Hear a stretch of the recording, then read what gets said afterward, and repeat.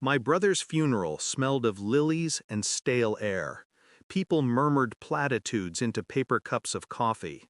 But at the front of the hall, his wife and her mother smirked, their lipstick too red for mourning.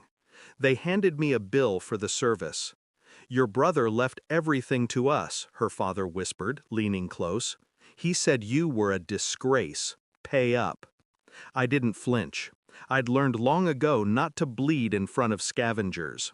Then his son, 7 years old, trembling in a suit 2 sizes too big, walked up with an iPad clutched to his chest. "Uncle," he said, "look at this. I want you to call the police." His eyes, wide, dark, desperate, were the only honest thing in the room. I took the iPad without a word. Back in my car, rain sliding down the windshield, I opened the files. Videos, messages, bank transfers. A different life than the one my brother had shown the world. He hadn't left everything to them willingly. The documents showed forged signatures, hidden insurance policies, withdrawals from accounts he didn't control. And a set of emails, him begging for help, threatening to go to the police. Each email marked unread. I stared at the screen until the glow turned my hands ghostly. His wife, her parents, all smiling at the funeral while my brother was in the ground because he'd tried to stop them. The boy's whisper echoed, "Call the police." Not yet. Not until I had more than enough.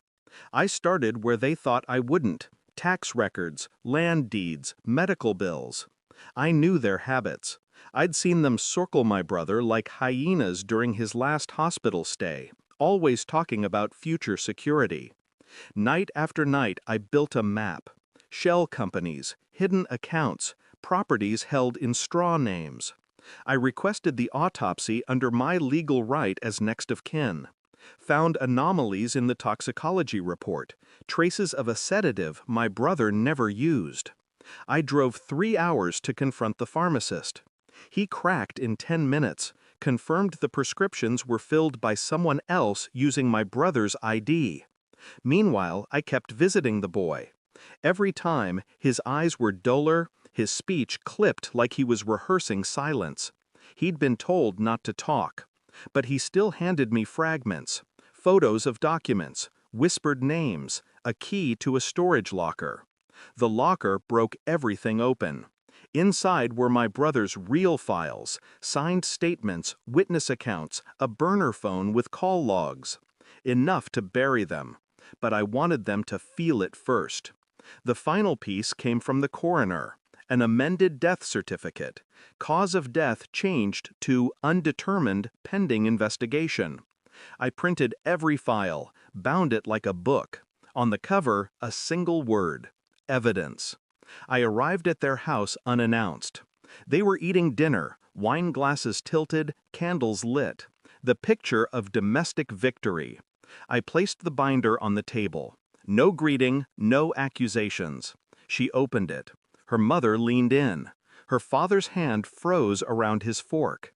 Each page turned their faces a shade paler. By the time they reached the coroner's report, no one was breathing. Her voice cracked first. "What do you want?" I didn't answer. Silence was the answer. I slid 3 envelopes across the table. One to the police, one to the insurance board, one to the press. All sealed, stamped, ready. "You have 48 hours, I said softly. "After that, these go out." She tried to speak. Her father started to rise. I didn't move. The boy's face flickered across my mind. Small, pleading, waiting. "I don't want your money," I said. "I want your confession, in writing. Every signature, every transaction, every dose." Her mother whispered, "We can negotiate?" "No." The word dropped like a blade. I left them with the evidence and their own dread. 48 hours to watch their world implode from the inside. 48 hours to imagine the knock on the door. That night I sat with the boy in my apartment. He ate quietly, eyes fixed on his plate. I told him nothing about what I'd done. He didn't need to know yet. I thought about my brother, How he'd called me a disgrace once, how he'd cut me off, how he'd hidden the truth until it killed him. The betrayal cut both ways. But in the end, blood still meant something. It meant I'd finish what he couldn't. When the 48 hours were up, the police arrived at their house before dawn. Fraud, homicide, custody violations. Every charge unfolded like a trap sprung at last.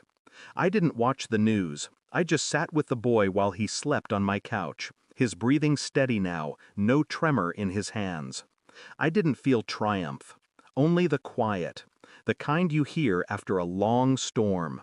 I had given them the same gift they gave my brother, silence first, then the kind of justice that doesn't stop when the coffin closes. Thanks for watching. Don't forget to like, share, and comment. Subscribe now to Cheating Stories Insight World for more amazing stories.